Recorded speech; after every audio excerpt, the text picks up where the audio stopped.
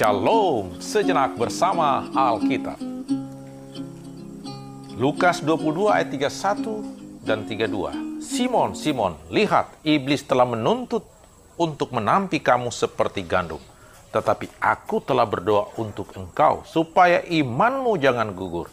Dan engkau, jikalau engkau sudah insaf, kuatkanlah saudara-saudaramu. Lukas 22 ayat 31 dan 32. Ini adalah percakapan waktu perjamuan malam antara Yesus dan murid-muridnya.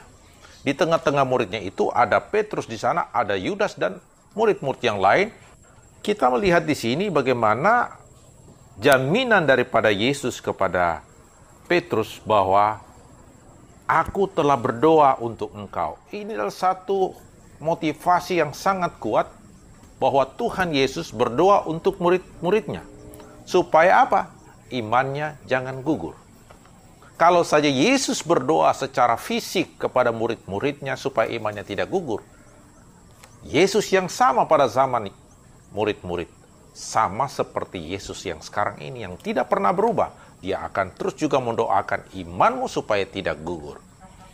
Hari ini banyak komentar tentang hal ini. Namun satu hal yang paling penting bahwa ketika kita didoakan oleh Yesus Kristus, ketika Petrus didoakan oleh Yesus supaya imannya tidak gugur, maka hal yang paling penting adalah action untuk apa yang harus dilakukan, yaitu jika engkau sudah insaf, kuatkanlah saudara-saudaramu. Apa yang perlu dikuatkan dari saudara-saudara kita?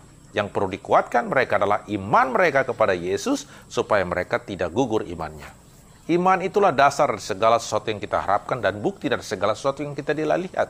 Jadi inilah iman. Itulah sebabnya pengajaran-pengajaran Alkitab mengajarkan tiga hal ini penting, yaitu tinggallah ketiga hal ini, iman, pengharapan, dan kasih.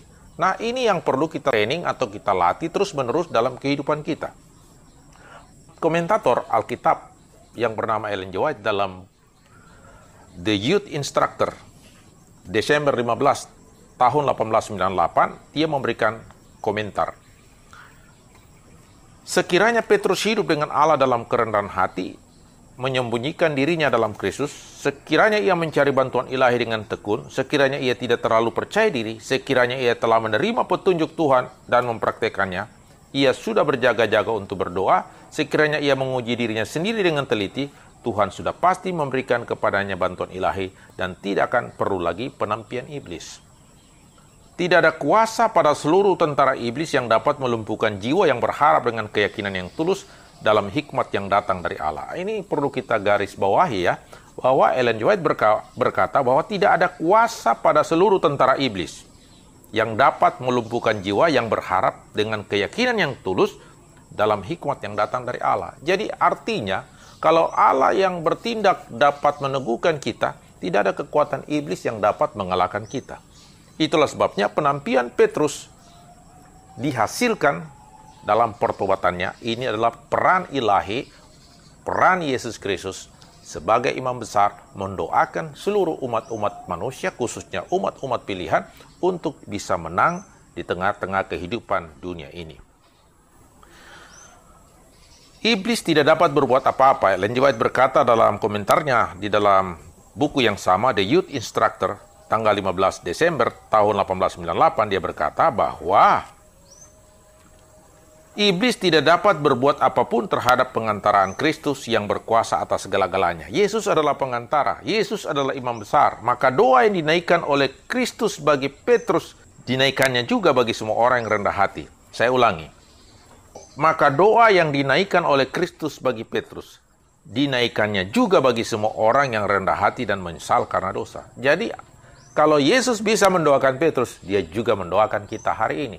Oh, betapa indahnya bagaimana imam besar kita yang bernama Yesus Kristus sementara berdoa untuk kita supaya iman kita tidak gugur, dan ketika kita insaf kita kuatkan saudara-saudara kita.